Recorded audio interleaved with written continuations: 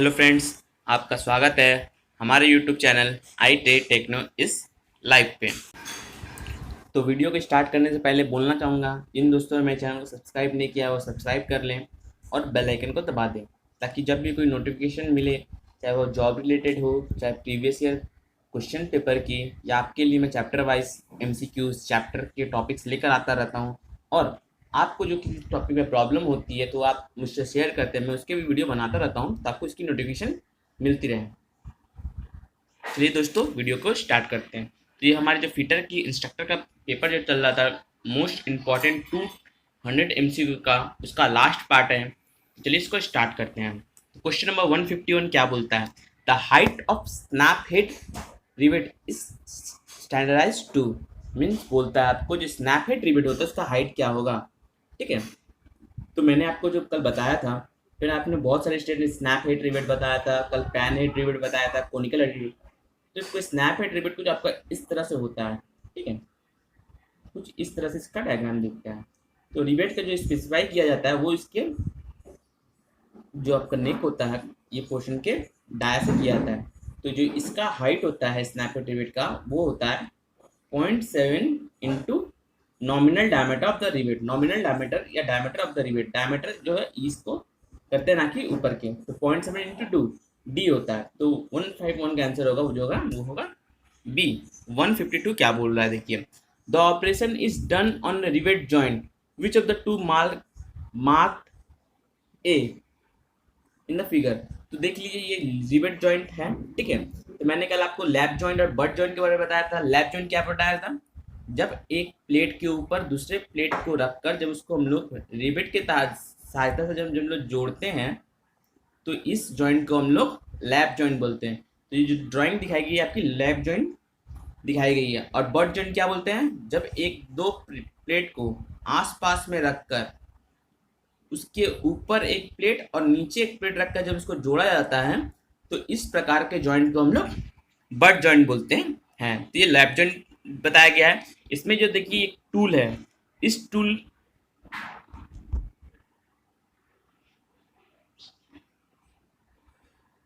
इसमें जो आपका ये टूल दिखलाया गया है, ठीक है, ये आपका जो टूल है ये क्या करता है कि जब रिवेट करते हैं तो रिवेट के इस एज को देखिए, आपका ये वाला एज के एंगल पे है, इसको एंगल में करने के लिए इस टूल का यूज किया जाता है। तो ऑप्शन ए क्या है? Finish tool. Option B tighten tool. Option C जो बोलता है कॉकलिंग टूल। ऑप्शन डी जो बोलता है वो फुलरिंग। तो आपका जो ये टूल यूज किया गया है उसे फुलरिंग टूल का यूज किया गया है। 153 नंबर देखिए क्या बोलता है, विच what is the type of foundation bolt shown in the figure. आपको मैं फाउंडेशन बोल्ट के बारे में जब बताऊंगा, फाउंडेशन बोल्ट होता क्या है? जब किसी मशीनरी को, जो आपके मशीन होते हैं, चाहे वो लेद मशीन हो, आपकी ड्रिल मशीन हो, आपकी सेपर मशीन हो, तो इन सबको जब सरफेस पे जब हम लोग लगाते हैं या इंस्टॉल करते हैं, तो इसमें जनरली हम जो नॉर्मल बोल्ट्स है उनका यूज नहीं करते, हम लोग जनरली इसमें फाउंडेशन बोल्ट का यूज करते हैं कि मशीन के फाउंडेशन के लिए, इसलिए इनको फाउंडेशन बोल्ट बोला जाता है। तो ड्राइंग में जो आपको बोल्ट दिखाई गई है, ये आपका रैक बोल्ट दिखाई गई है। ठीक है, इसके हम लोग रैक बोल्ट बोलते हैं। ठीक है, ये कुछ इसका डायग्राम इस साइड से दिखे, ये कुछ इस तरह से होती है।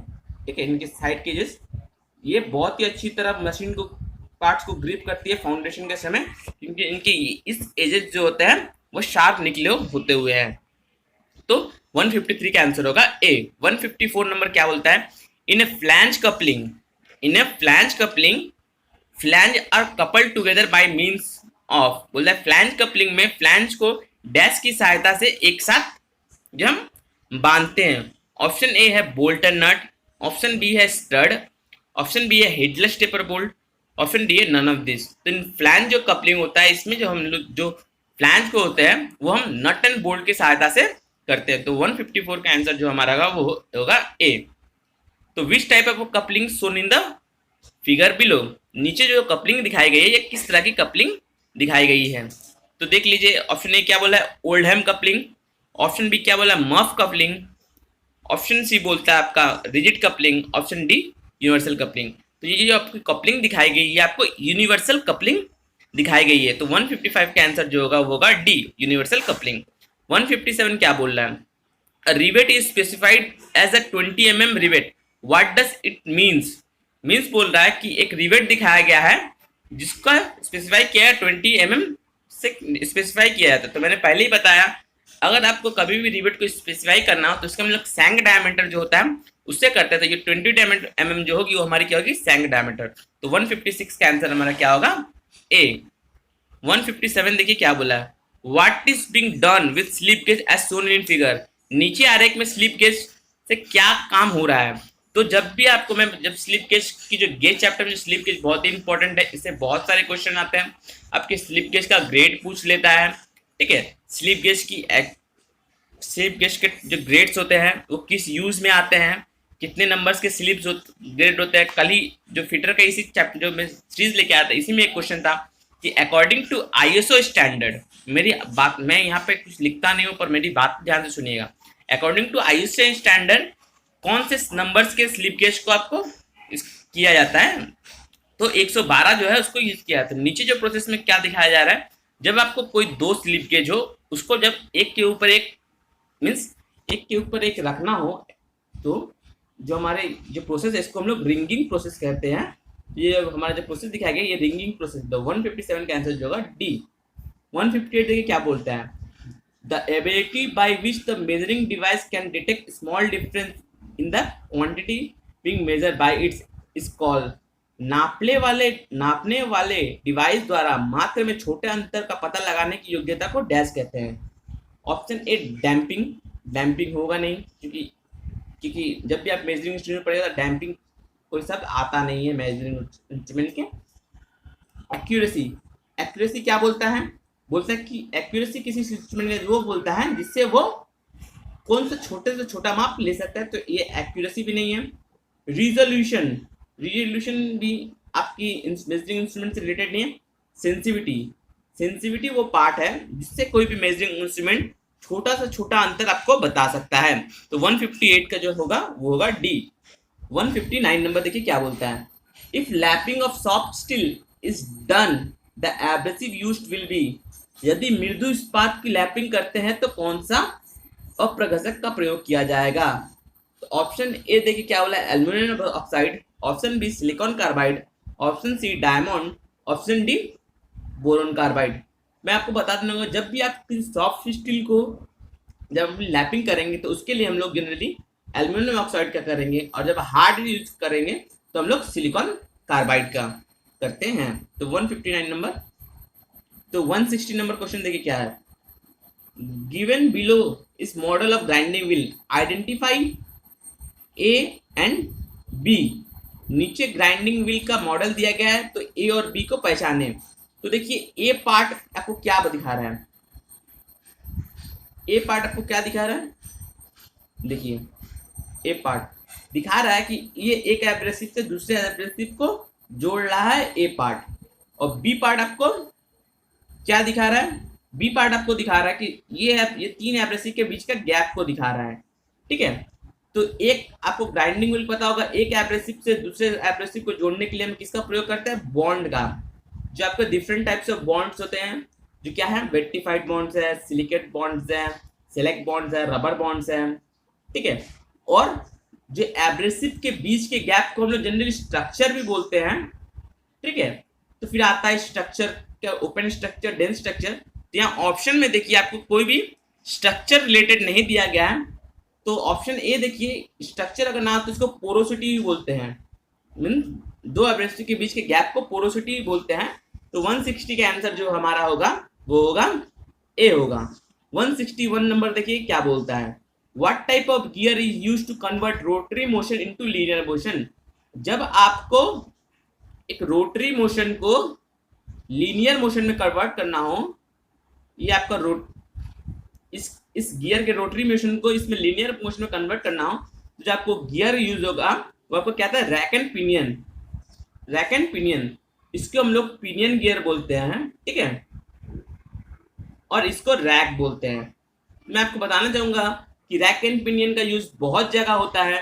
रैक एंड पिनियन आपको जब प्लानर मशीन का जो नीचे बेड होता है उसमें भी इसी तरह के रैक एंड पिनियन का यूज किया जाता है, जो क्या करता है, जो आपका पावर जो पुली के थ्रू बेड के नीचे आता है वो पिनियन गियर में आता है, और पिनियन गियर क्या करता है, बेड पे लगे रैक को मूवमेंट करता है, जिससे हमारा जो प्लानिंग मशीन टेबल जो होता है वो आगे और मीन्स फॉरवर्ड स्ट्रोक और रिटर्न स्ट्रोक होता है। क्योंकि आपको पता होगा जो प्लानिंग मशीन होती है उसमें आपका टूल फिक्स्ड होती है और आपका जो टेबल होता है वो मूव करता है। तो जो 161 का आंसर क्या होगा, ए होगा। चलिए 162 देखिए, in a belt drive shown below what is the pulley A ए कॉल्ड। मीन्स जो दिखाया गया है उसमें जो पुली है ये कौन सी पुली दिखाई गई है। पर देख लीजिए नीचे डायग्राम में ए मार्क नहीं है, तो आपका ए जो है ये वाला है, ठीक है। इसमें एक ड्राइवर पुली है, ठीक है, एक ड्राइवर पुली रहती है और एक ड्रिवन पुली होती है, ठीक है। तो आइडलर गियर कब यूज किया जाता है, आइडलर गियर तब यूज किया जाता है जब ड्राइवर गियर और ड्रिवन गियर का बीच डिस्टेंस जब बहुत ज्यादा होता है। आइडलर गियर हमेशा याद रखिएगा एक चीज, जो ये आपका ड्राइवर गियर है, ठीक है। सॉरी एक मिनट दोस्तों, सॉरी दोस्तों, मैंने कुछ यहाँ पे बोलने से मैं कुछ गलती से मुंह से निकल गया है, तो मैं आपको बताना चाहूँगा कि जो ड्राइवर, ये जो आपकी पुली डायग्राम में दिखाई गई है, ये आपको, इसको हम लोग आइडलर पुली बोलते हैं, ठीक है। पहले मैं इसको बता देता हूँ आइडलर पुली की, ठीक है। ये आइडलर पुली होता है, आपको ऑप्शन मिल गया होगा कि इसको आइडलर पुली बोलते हैं। अब मैं बताता हूँ ये आइडलर पुली यूज कब होती है और क्यों होती है और कैसे होती है। तो आपने जब भी पढ़ा होगा जो पावर ट्रांसमिशन में जो बेल्ट ड्राइव होती है उसकी एक स्लैक साइड होती है, एक टाइट साइड होती है। तो ऊपर वाले साइड को हम लोग टाइट साइड बोलते हैं, ठीक है, और नीचे वाले साइड को हम लोग बोलते हैं स्लैक साइड, ठीक है। क्योंकि जो हमारी ये आइडलर पुली होती है वो ऑलवेज हम स्लैक साइड में यूज करते हैं। ऑलवेज किस साइड में यूज करेंगे, स्लैक साइड में उसका यूज किया जाता है। वो दोनों पुली में जो छोटी होगी उसके साइड में प्रोवाइड किया जाती है, उसके नजदीक। देखिए इन दोनों ड्राइव में ये आपकी छोटी पुली के साइड में आपका आइडलर पुली दी गई हुई है। हमेशा छोटा जो आपका पुली होगा उसके साइड में ये यूज होती है, हमेशा स्लैक साइड में यूज होती है। और ये क्यों यूज की जाती है, ये यूज इसलिए की जाती है ताकि आपकी मोर टेंसाइन प्रोवाइड की जाए। क्योंकि पता होगा जो बेल्ट ड्राइव होते हैं उसमें हमारा जो पावर ट्रांसमिशन होता है वो लेस होता है, क्योंकि बेल्ट जो है स्लिप करता है। तो आइडलर पुली को इसीलिए यूज किया था ताकि जो हमारा पावर ट्रांसमिशन हो, वो पावर ट्रांसमिशन को जो टेंसाइन होती है, टेंसाइन जो होता है उसको प्रोवाइड कर सके। तो हमारा 162 का आंसर जो होगा वो होगा हमारा डी होगा। 163 देखिए क्या बोला है, there are various type of belt is in use which one is not among them belt. इस ये क्वेश्चन पहले भी हो गया था। जो बहुत सारे बेल्ट जो हमारे यूज होते हैं, फ्लैट बेल्ट भी यूज होता है, वी बेल्ट भी होता है, टूथड बेल्ट भी, नॉन ऑफ दिस इसका आंसर होगा ये क्वेश्चन, क्योंकि पहले भी इसी जो सीरीज में आ चुका है। 164 नंबर पर देखिए क्या बोलता है, in a figure of gear shown below what is the distance A called is. Means बोल रहा है कि इन फिगर जो दिखाया गया है इसमें जो डिस्टेंस है ए, आपको देखिए कहीं पे एक मार्क आपको दिख नहीं रहा होगा, मैं आपको बता दूं ये वाला मार्क जो है ए है, ठीक है। तो ये जो हमारा ए होता है उसको हम लोग एडेंडम बोलते हैं। तो एडेंडम क्या है, आपको बोला जाता है कि मैं आपको यहाँ पे दो चीज मैं आपको जूम करके दिखाना चाहता हूँ। ये देखिए, ये आपका जो ऊपर वाले जो है सर्कल, जब इसको ऐसे पूरा राउंड बनेगा तो इसको हम लोग बोलते हैं, इसको हम लोग पीस सर्कल बोलते हैं, इसको हम लोग रूट सर्कल बोलते हैं, रूट सर्कल और डिडेंडम सर्कल बोलते हैं। इस वाले को हम लोग आउटसाइड डायमीटर और एडेंडम सर्कल बोलते हैं। तो बोलते हैं एडेंडम का डेफिनेशन क्या है, आउटसाइड डायमीटर और पीस सर्कल डायमीटर के बीच का जो डिस्टेंस होता है उसको हम लोग एडेंडम बोलते हैं। तो इसमें ए मार्क किसी भी दिखाया गया है, तो हमारा जो 164 का आंसर होगा जो हमारा ए होगा। 165 नंबर क्या बोलता है देखिए, in a pair of gear the amount of clearance between match gear it is called. बोलता है कि इन अ पेयर, जब दो गियर एक दूसरे से संपर्क में रहते हैं मीन्स एक गियर से दूसरा गियर, जैसे ऊपर के डायग्राम में देखिए दिखाया गया 2 गियर सेंटर में। The amount of clearance between mated gear, जो दोनों गियर जब कॉन्टैक्ट में रहते हैं उनके बीच में क्लियरेंस मिलता है, mated gear teeth is called, क्या बोलते हैं उनको? तो ऐसे जो टीथ जो 2 गियर कॉन्टैक्ट में रहते हैं और उनके टीथ के बीच में जो गैप मिलता है, तो इसको हम लोग जनरली बैकलास बोलते हैं। तो 165 का आंसर क्या होगा? सी, बैकलास। 166 देखिए क्या बोल रहा है, which of the following is a part of file, निम्नलिखित में कौन सा रेती का एक हिस्सा है? Option A heel, option B tip, option C both heel and tip. ये बहुत इजी क्वेश्चन है, तो 166 का आंसर होगा both heel and tip. Identify the tool shown in the figure, नीचे में दर्शाए गए औजार को पहचाने। तो नीचे जो औजार आपको दर्शाया गया वो क्या है? फाइल है, ठीक है। तो 167 का जो आंसर होगा वो होगा ए। 168 देखिए क्या बोलता है, which of the following is a cutting tool, निम्नलिखित में से कौन सा एक कर्तन औजार है? मीन्स आपका कटिंग टूल है। Option A steel rule, option B try square, option C chisel, option D micrometer. तो जो आपका औजार है वो आपका क्या है? जो है स्टील। जो आपका कटिंग टूल है वो क्या है? चीजल। 168 का जो आंसर होगा वो होगा सी। 169 देखिए क्या बोल रहा है, how is hexa blade specify, hexa blade को स्पेसिफाई कैसे करेंगे? आपको पता होगा हेक्सो ब्लेड को स्पेसिफाई, आपका हेक्सो ब्लेड कुछ ऐसा तरह दिखता है, ठीक है, ऐसे दांतें बने होती है यहाँ पे, ऐसे छोटे छोटे दांतें बने होती है, ठीक है। तो हेक्सो ब्लेड को स्पेसिफाई कैसे करेंगे? एक हेक्सो ब्लेड के लेंथ पे और उसके पिच पे, पिच कितना है और उसके मटेरियल पे, वो कौन से मटेरियल का है। तो देखिए ऑप्शन में आपके वो तीनों दिएगा, by length, by pitch, by type of material. तो जो हमारा 169 का आंसर होगा वो क्या होगा? All of this. 170 देखिए क्या बोल रहा है, for which type of material sharp point angle is given to chisel, बोले किस तरह के मटेरियल को काटने के लिए हमारा जो चीजल का एंगल होगा वो बहुत ही कम होगा, पॉइंट एंगल बहुत ही कम होगा। तो मैं जब चीजल को बता रहा था तो मैं आपको यहाँ बता रहा हूँ, आप याद करिएगा HCM और उसके बाद BCA, याद कैसे करिएगा? HCM BCA। H means high carbon steel होता है जिसके चीजल एंगल 65 होता है। C जो होता है हमारा कास्ट आयरन होता है, उसके लिए चीजल एंगल 60 होता है। M जो होता है माइल्ड स्टील होता है, माइल्ड स्टील के लिए हमारा चीजल एंगल 55 होता है। SCM B ब्रास होता है, ब्रास के लिए चीजल एंगल 50 होता है। C कॉपर होता है, कॉपर के लिए 45 होता है।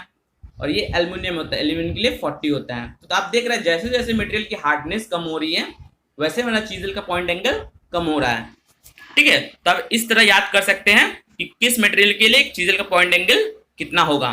तो हमारा शार्प पॉइंट जो होगा मीन्स वो हमारा सॉफ्ट मटेरियल को काटने के लिए होगा। तो 170 का आंसर क्या होगा? हमारा सी होगा। 171 का नंबर देखिए क्या बोलता है, what is the value of cutting angle of chisel for mild steel. मैंने आपको बता दिया SCM माइल्ड स्टील का कितना होगा? 55। तो 171 का आंसर क्या होगा? आपका सी होगा। 172 देखिए क्या बोलता है, identify the drilling machine shown in the figure. जो ड्रिलिंग मशीन दिखाई गई है ये कौन सी ड्रिल मशीन है? ऑप्शन ए क्या pillar drill machine, option B hand drill machine, option C radial drill machine, option D none of this. ये आपको ड्रिल मशीन दिखाई गई है, पिलर ड्रिल मशीन दिखाई गई है ये डायग्राम, क्योंकि हैंड ड्रिल मशीन आपको पता है कि ये हैंड ड्रिल मशीन बहुत छोटी सी होती है और रेडियल ड्रिल मशीन जो आपका डायग्राम होता है क्योंकि वो बहुत बड़ा एक रेडियल आर्म निकली होती है। आपने देखी होगी रेडियल ड्रिल मशीन, कुछ ऐसे पिलर से एक बहुत बड़ा ऐसे एक रेडियल आर्म निकला होता है, इसमें हेड होती है, जो एक हेड ऐसे लगी होती है, ठीक है। ये हेड आपका रेडियल आर्म आपका किसी भी ऐसे और ऐसे क्लॉकवाइज एंटी क्लॉकवाइज ऐसे मूव करता है, ये हेड इस आर्म पे भी आगे और पीछे मूव कर सकता है। तो ये आपकी जो डायग्राम दिखाएगी आपको पिलर ड्रिल मशीन की है।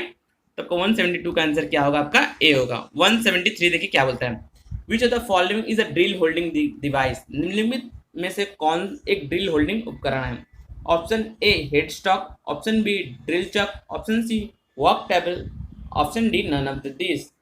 तो 173 का आंसर जो होगा ड्रिल, क्योंकि हेड स्टॉक और आपका वर्क टेबल दोनों आपके ड्रिल होल्डिंग डिवाइस नहीं है। जो ड्रिल चक होते हैं आपको पता होगा कि ड्रिल चक में जो 12 mm होती है ड्रिल, उससे कम साइज की ड्रिल को ड्रिल चक में हम लोग होल्ड करते हैं। तो 173 का आंसर जो होगा बी। 174 नंबर देखिए क्या बोलता है, which of the following is a method for removing broking tap. निम्नलिखित में से कौन सा टूटे हुए टैप को निकालने की विधि है? ऑप्शन ए क्या है, use of punch. Option B क्या बोलता है, use of nitric acid. Option C क्या बोलता है, use of arc welding. Option B D क्या बोलता है, ऑल ऑफ दिस। तो आप जब मैं आपको टैप चैप्टर पढ़ाऊंगा तो वहाँ बताऊंगा कि टूटा हुआ पंच को अलग अलग प्रोसेस से निकालने की विधि को। ठीक है, तो ये तीनों विधि जो दी गई है, ये तीनों विधि आपकी राइट है। ठीक है, तो अब मैं बताता हूँ कि तीनों विधि कब यूज करते हैं। पंच का यूज कब करेंगे, जब समझिए आपका मेटल है। ठीक है, ये आपका मेटल है, मेटल में आपको ऐसे यहाँ पर टैप चलाना था।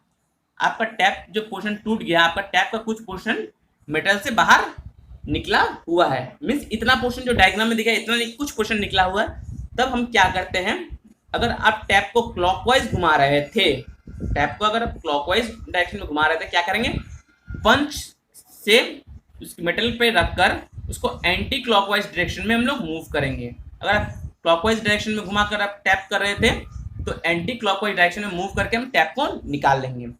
नाइट्रिक एसिड का यूज कब करेंगे, नाइट्रिक एसिड का यूज तब करेंगे जब आपको मेटल जो होती है वो आपको उतनी, मीन्स आपको एक्यूरेट होल नहीं चाहिए होता है, मीन्स आपकी मेटल आपके लिए उतनी वैल्यूएबल नहीं होता। नाइट्रिक एसिड का यूज करके क्या करते हैं, उस पार्ट को, मेटल को जो होता है हमारे टैप को, उसी को गला देंगे। ठीक है, और आर्क वेल्डिंग का यूज कब करेंगे, तो मैं बता दूं आर्क वेल्डिंग का यूज कब करेंगे, जब आपका एक मेटल हो, ये समझिए आपका एक मेटल है। ठीक है, मेटल में आपको इस जगह टैप करना था, आपका टेप इस जगह से टूट गया है, आपका टैप यहाँ पे टूट गया है। तब हम क्या करेंगे, आर्क वेल्डिंग की सहायता से हम इलेक्ट्रोड को क्या करेंगे, इसके ऊपर इस जगह वेल्ड करके, फिर अगर आप क्लॉकवाइज डायरेक्शन में, मीन्स आप अगर क्लॉकवाइज डायरेक्शन में घुमाकर आप टैप कर रहे थे तो क्या करेंगे, इलेक्ट्रोड को हम लोग क्या करेंगे, एंटी क्लॉकवाइज डायरेक्शन में घुमाकर निकाल लेंगे, जिससे आपका टैप निकल आएगा। तो इस प्रकार से ये तीनों मेथड से हम यूज किया जाता है। इसके पास 175 नंबर क्वेश्चन देखिए क्या बोल रहा है, which gauge is use to check the pitch of the thread. Means इनमें से कौन सा थ्रेड का यूज करके हम लोग थ्रेड के पिच को ज्ञात करते हैं। ऑप्शन ए क्या है, रिंग गेज। तो मैंने पहले आपको बताया है कि आप एलिमिनेट करना सीखिए, मीन्स ऑप्शन जो दिए हैं उसमें से कौन सा ऑप्शन नहीं होगा उसको एलिमिनेट करना सीखिए। तो ऑप्शन ए क्या है, रिंग गेज। तो रिंग गेज आपको पता होगा किसी का आउटर डायमीटर ज्ञात करने के लिए होता है, तो ये आपका नहीं होगा। ऑप्शन बी क्या है, प्लग गेज। तो प्लग गेज इंटरनल डायमीटर को चेक करने के लिए होता है, वो नहीं होगा। ऑप्शन सी क्या है, स्टैंडर्ड वायर गेज।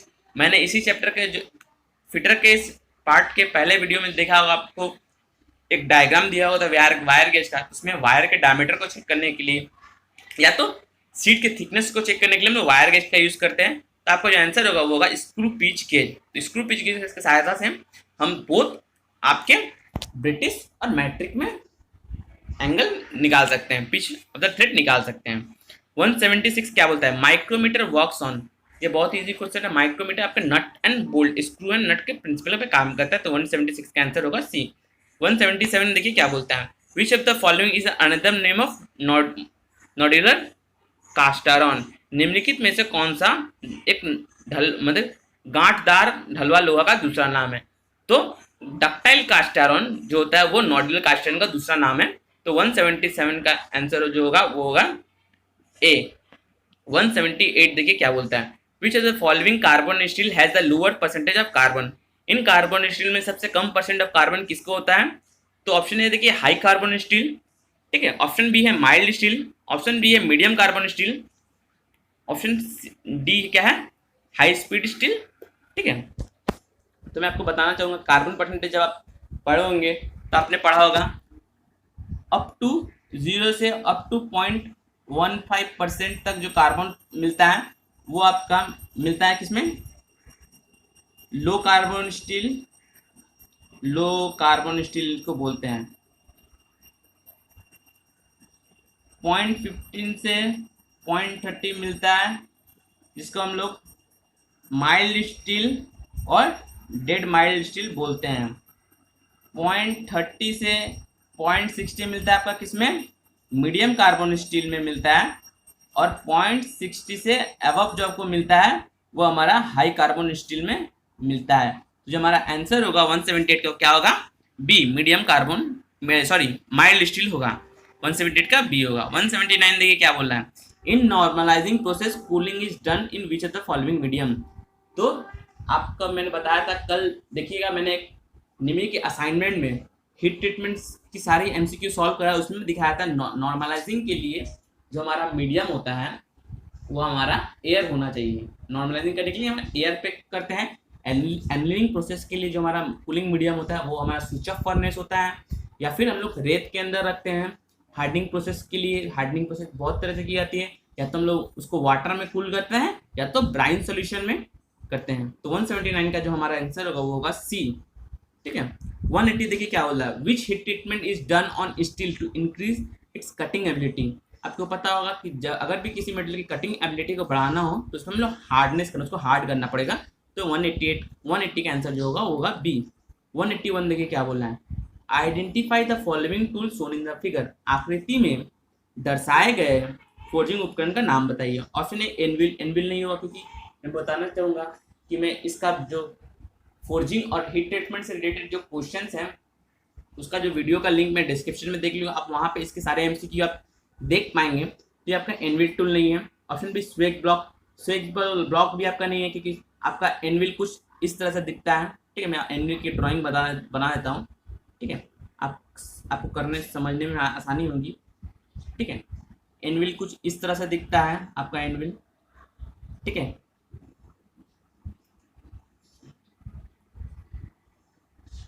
एनविल कुल आपका इस तरह से दिखता है।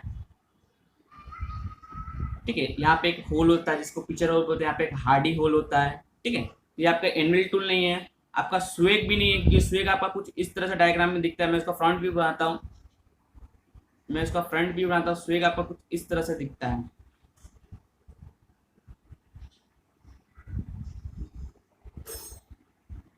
स्वेग कुछ इस तरह से दिखता है।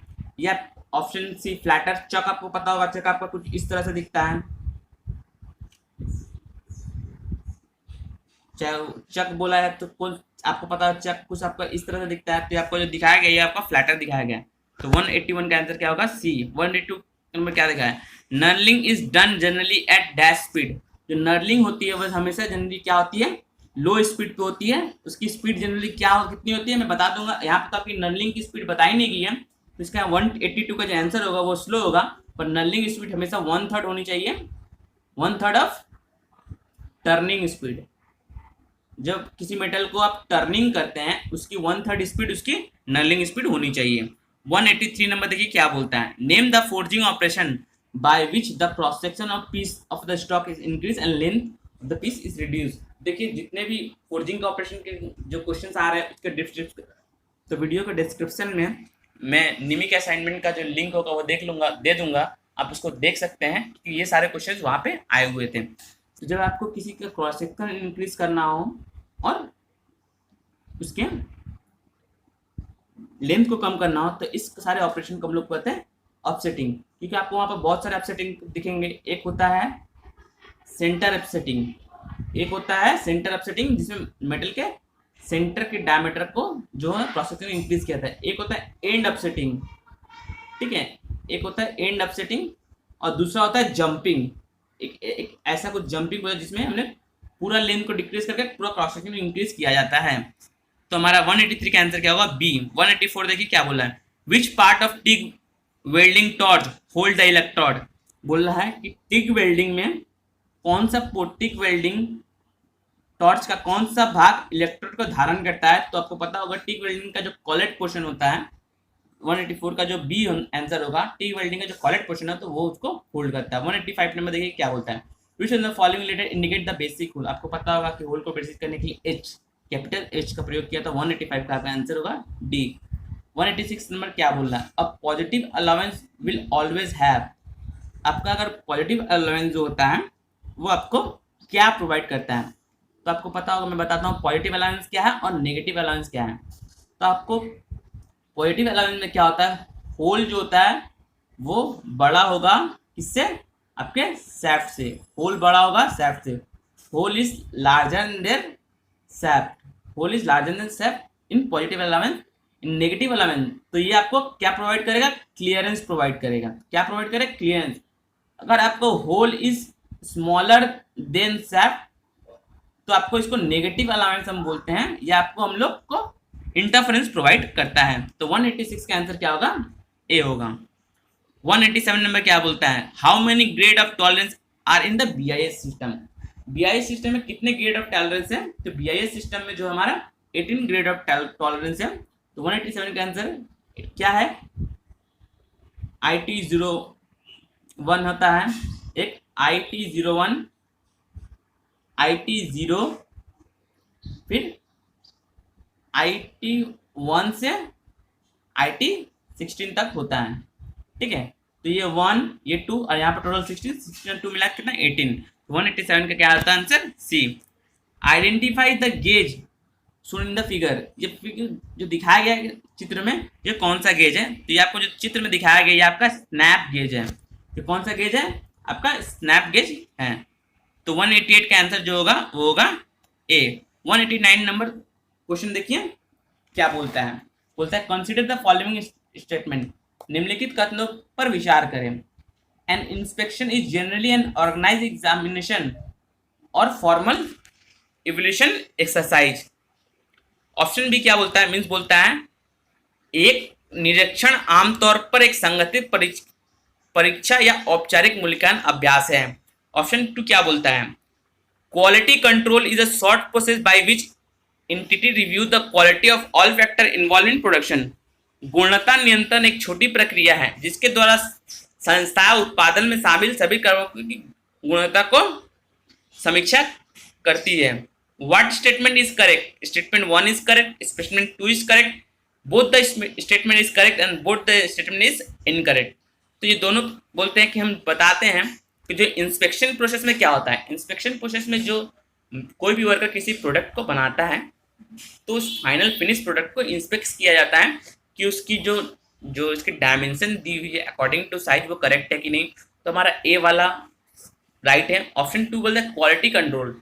मीन्स एक तो आपको इंस्पेक्शन जो प्रोसेस है वो इंस्पेक्शन भी करता है। क्वालिटी कंट्रोल जो आपका प्रोडक्ट बनाया गया है वो जो आपके कंपनी के नाम के हिसाब से जो आपका प्रोडक्ट है उसकी क्वालिटी उसकी है कि नहीं, तो वो भी राइट है। तो 189 का आंसर जो होगा C, both the is right. 190 number क्या बोलता है? Which of the following is an anti friction bearing. तो इसी के पहले मैंने ऊपर के डायग्राम्स में दिखाया था, जो क्वेश्चंस है उसमें दिखाया गया एंटी फ्रिक्शन बियरिंग में जितने भी कि जो रोलर बियरिंग है, निडल बियरिंग है, बॉल बियरिंग है, ये सारे हमारे जो एंटी फ्रिक्शन बियरिंग होते हैं। तो 190 के जो आंसर होगा वो होगा सी, बॉल बियरिंग। 191 देखिए क्या बोल रहा है? Which of the following is not a type of convener. निम्नलिखित में कौन सा कन्वेनर का एक प्रकार नहीं है? Option A belt conveyor, means belt के सहायता से एक जगह दूसरी जगह लेके आना। Option B roller conveyor. Option C pallet conveyor. Option D none of this. ये तीनों जो हमारे कन्वेनर का प्रकार है, तो हमारा जो ऑप्शन होगा वो होगा डी। 192 नंबर क्या बोलता है? फॉर जनरल पर्पस और roughness value are graded into dash grade. बोलता है जनरल पर्पस के लिए जो हमारा सामान्यतः उद्देश्य के लिए खुदरापन मान को डैश ग्रेड में वर्गीकृत किया जाता है, तो इसको 12 ग्रेड में वर्गीकृत किया जाता है जनरल पर्पस के लिए। तो 192 का जो हमारा आंसर होगा वो होगा डी। ये बहुत ही इंपॉर्टेंट क्वेश्चन है आपके लिए, आप इसको नोट डाउन कर लीजिए या इसका स्क्रीनशॉट ले लीजिए, ठीक है। मैं इसके आंसर जो होता है मैं इसको आंसर के साथ मैं इसको टिक डाउन कर ताकि आप इसकी स्क्रीनशॉट ले सकें। 193 देखिए क्या बोलता है? Which of the following is a surface irregularity. निम्न में तो कौन सा एक सतह अनियमितता है? ऑप्शन ए क्या बोलता है? रफनेस। ऑप्शन बी है वेवीनेस। ऑप्शन सी है both roughness and waviness and option D none of this. आपको पता होगा जब आपने सरफेस टेक्सचर पढ़ा होगा तो आप रफनेस और वेवीनेस को पढ़ा होगा। रफनेस क्या होता है? जब आप मेटल को मशीनिंग करते हैं तो मेटल चाहे वो कटिंग टूल या मशीन के एक्शन के कारण आपका जो सरफेस होता है वो ठीक ठाक पूरा सरफेस फिनिश होता है, अच्छा नहीं होता है, वो सरफेस खुरदरा रह जाता है, तो इसे हम लोग रफनेस कहते हैं।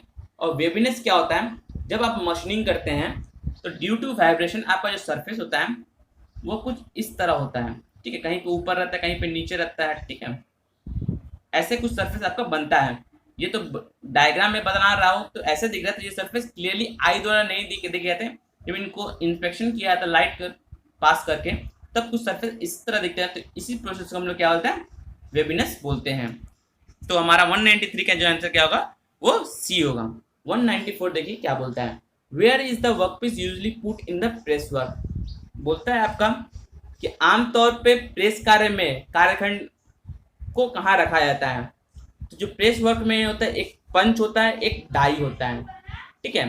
पंच जो होता है, एक पंच इस तरह का पेंच होता है जो हाइड्रोलिक पंच होते हैं, ठीक है, जो ऑयल के प्रेशर से काम करते हैं। कल जो मैंने वीडियो बनाया था उसमें आपको बताया था कि हाइड्रोलिक अगर वो तेल से चलेगा, ठीक है, तो उसको हाइड्रोलिक बोलते हैं, अगर वो एयर से चलेगा तो उसको न्यूमेटिक बोलते हैं। तो जो पंच होता है वो प्रेस का काम करते हैं, उसको नीचे प्रेस करना है। तो हमारे जो पंच किस लिए, प्रेस किस लिए होता है, हमको मेटल को जिस तरह से शेप देना है उस शेप कर देने के लिए हम लोग प्रेस का यूज़ करते हैं। तो नीचे एक डाई बनी होती है, अगर मेटल को हमको अगर सर्कुलर शेप देना हो तो उस तरह का डाई यूज़ करेंगे, अगर मेटल को हमको एंगल पे मोड़ना हो तो उस तरह के डाई यूज़ करेंगे। तो हम लोग वर्क को कहाँ रखते हैं, जनरली वर्क को हम उस डाई के ऊपर रखते हैं, ठीक है। जैसे मैं आपको एक डायग्राम बनाता हूँ, ठीक है। देखिए आपका ये आपका प्रेस है जिसको हम लोग पंच बोलते हैं, ठीक है। आपकी एक डाई बनी हुई है जो आपकी ऐसी बनी हुई है। तो हम क्या करेंगे, इसके ऊपर वर्क को ऐसा वर्क को रख देंगे। ये इसकी जो पंच होगी, पंच की भी शेप कुछ इसी तरह से होगी। पंच क्या होगा, इसको इस डायरेक्शन पर प्रेस करेगा, ठीक है। तो आपका जो जॉब होगा वो फिनिश प्रोडक्ट आपका कुछ इस तरह से, जो आपकी डाई की शेप होगी वो उस शेप की तरह बनकर निकल आएगा। तो 194 का आंसर क्या होगा, सी। 195 देखिए क्या बोलता है, in blanking operation clearance is given on. Blanking operation में जो आपका क्लियरेंस होता है वो किस पे दिया होता है। Option A die, option B punch, option C ram, option D both ram and die. तो इसका आंसर होगा जो इन ब्लैंकिंग ऑपरेशन में जो होता है आपका क्लियरेंस जो होता है आपके रैम पे प्रोवाइड करता है ताकि वो रबिंग ना हो जब, ठीक है। 196 नंबर क्या बोलता है, identify the rivet joint in shown in figure. जो आपको दिखाया गया है, तो यहाँ पे आप देख लीजिए, मैंने अभी लैप जॉइंट बताया था, बट जॉइंट बताया था, तो मैं जूम कर देता हूँ। देखिए तो ये आपकी लैप जॉइंट है। लैप जॉइंट में देखिए रिवेट जो है वो सिंगल है, क्योंकि डबल रिवेट कब होती, जब इसका डायग्राम, ठीक है, जब इसका डायग्राम कुछ ऐसा होता,